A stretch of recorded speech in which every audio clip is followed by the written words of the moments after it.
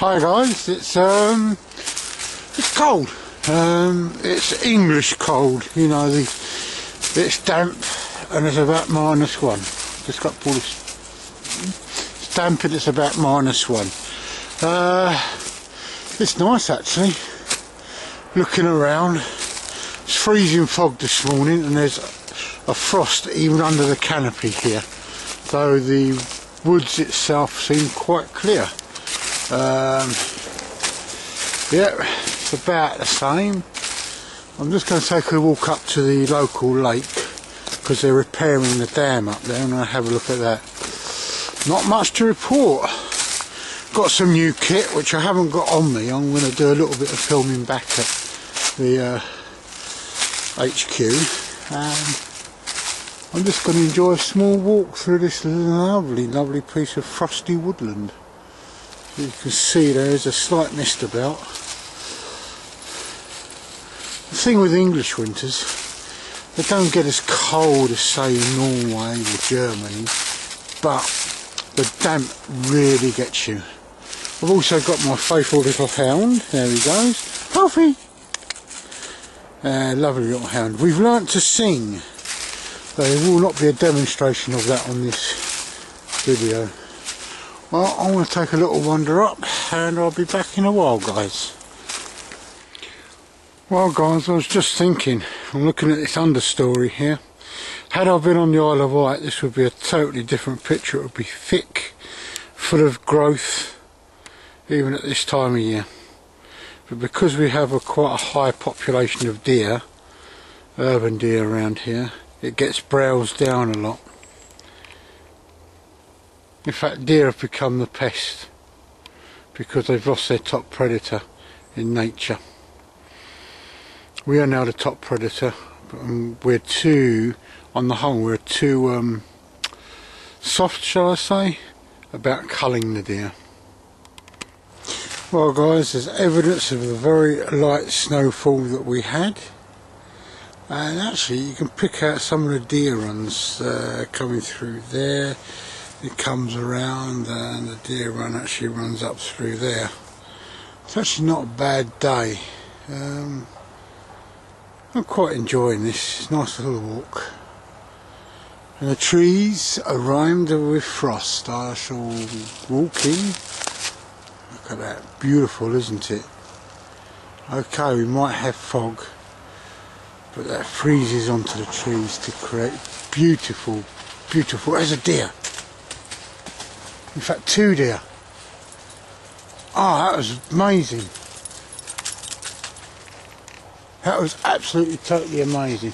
Alfie, come back. That's the way it went. You can see where Alfie's pointing to. That's absolute. I hope you got that on camera, guys. I hope that got on camera. Anyway, I want to take a wander up this, what I call Pylon Avenue. Well, somewhere out there, there are some deer, at least 2 that I know of. Amazing how Alfie spooked them up. He didn't try chasing them. As I pan around and come round. Oh, there was a sun up there somewhere, just about there, I think. So, beautiful day, but foggy.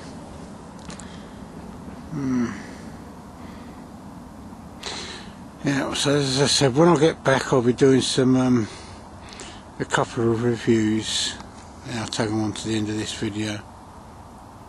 Well guys, here we are. This is the new Musuk or Sulky bag. It's a walking sleeping bag, and it's very good. And it's got you can pop your hands out. It's very warm. This is the light version, and it's rated down to around about -4 on the extreme rating. So it's basically like a little 3-season bag. If you combine this with another 3-season bag which you slide into, you've got something really good for the winter. You've got a zip down this side, comes down to about there. This side you've got a double zip, comes up like that, so in case you need to get out in the night and do the cat thing. And also the zip comes down like so, so can vouch for it being extremely warm. You've got a reinforced nylon sole, so you've got quite big feet, and you can run around in it. It is, for the price, I think it is very, very good. Great for the guys that want to be able to move about a bit. I wouldn't advise sitting around a campfire, because obviously being a nylon material, the spits from the fire will burn into it, but sitting down on a chair is great. In fact, here, I would even say for an aged pea it would be really good, keep them very warm. Hood comes up, there isn't a toggle on the hood to bring it round, so I would suggest the use of a fastening pin. Combined with a set of thermals, this time of year it will keep you well snugly. In a moment I'll be going over some winter gear, but there you go. This is the, as I said, this one was the Musuk Bag Light. Developed and produced in Chile originally. Bought this comes from a German company, and I say very good. No pockets, but who wants pockets? And hope you like it. Anyway, see you in a bit, guys. It's winter time. We in the UK don't get really cold winters. We get it cold, and it can be bone crunchingly cold. That's mostly to do with the damp. I mean, like today outside it's been about -1. Frost. The woods are still squelchy, and it's very nippy. It was a freezing fog today, but it did bring me to mind and of recent purchases that I've had that are geared to walking, but you don't wear them while you're walking. One of them is that, which is my down jacket, which I bought. It's a Jack Wolfskin one. I've got it for 90 quid. It's actually, list price was about 180, something like that, so it's virtually half price. And my faux rabbit fur hat. What you saw? If it's really, really cold, you will be wearing this, but bizarrely enough it's just too warm. So with that and that packed in your rucksack, you've got a bit of a mothership. I shall unpack this and slip it on. It's a really good down jacket. It's got 4 pockets. I'll slide it on.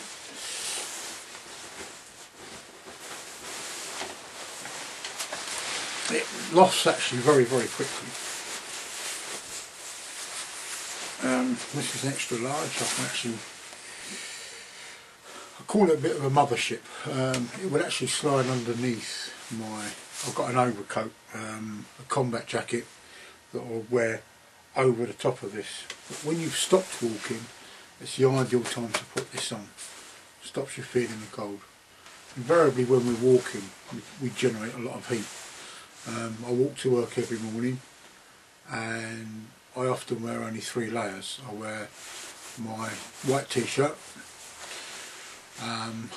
either a Berghaus mid-layer fleece or a Norgi top, an ex-army Norgi top, and on top of that a fleece, and that is often far too much. When I'm walking into work, that is far too much. I end up sometimes 3/4 of the way into the walk, I end up having to take the fleece off, or I battle it out till I get into work. I wear a woolly hat, a merino wool one,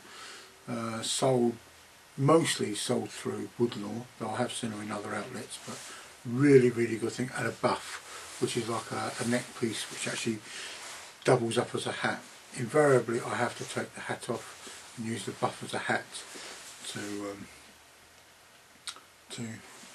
keep the chill off, and I wear gloves. And to that end I've got a pair of gloves here.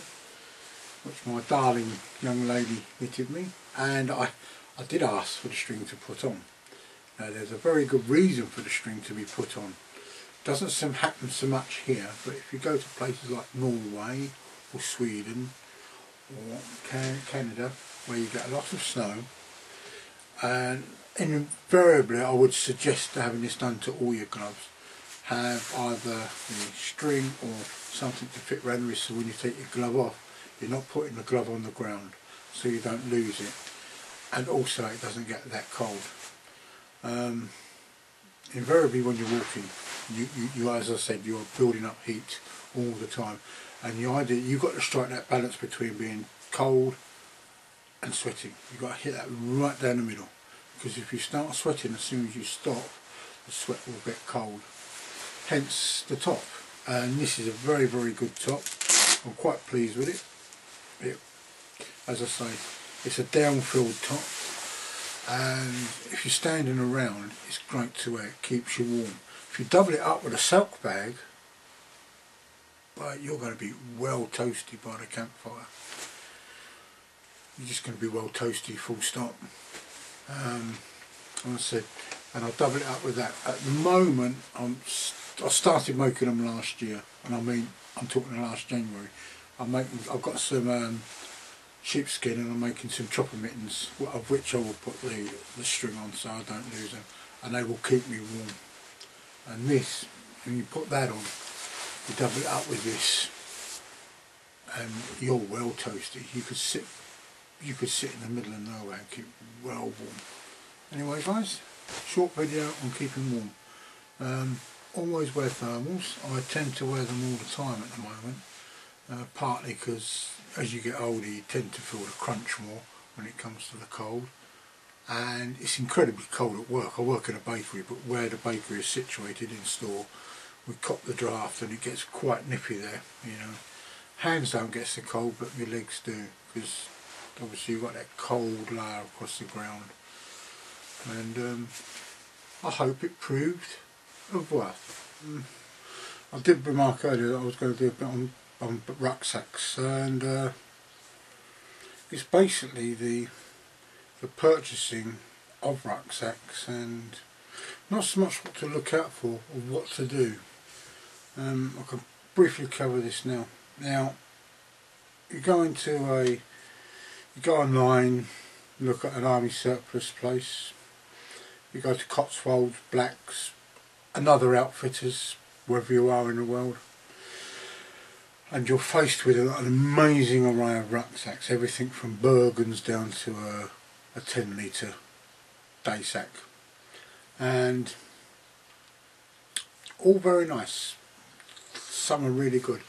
It's taken me an awfully long time to find what I would say is the perfect rucksack, but it's not quite perfect enough. It works well, it does well. I use Carrymore SF system. I have a 35, 45 and 75 litre packs, along with a side pouches for the 45 and the 75. In fact, I've just got one set of side pouches, and they go on either the 45 or the 75 litre rucksack. I've also a few others. I've got Berghaus 25 litre, and a small fishing rucksack which has a stool on it, which my nephew gave me, and a couple of something equivalent to the haversack. The trouble is, when we're buying rucksacks, we go into the shop, or the majority of us do, we put one on that's empty. It feels nice, you know, it can feel quite comfortable when it's empty. Then you get it home and you fill it with your gear, your hammock and your tarp, your cooking system, food, water, whatever. Then you put it on and it feels uncomfortable. The straps don't feel quite right, you know, you spend time tinkering with the straps, and you go out walking and it never feels right.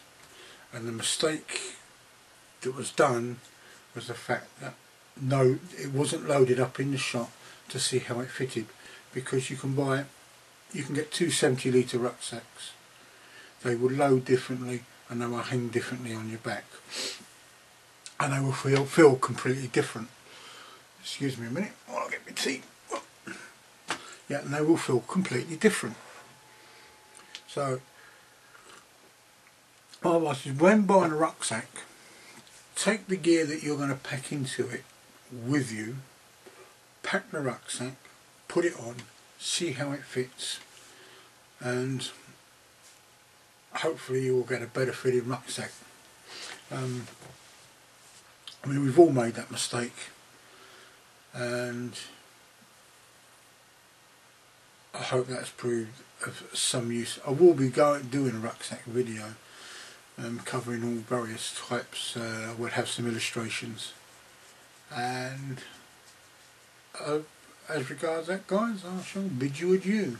Have a good week, and it's glad to be making videos again.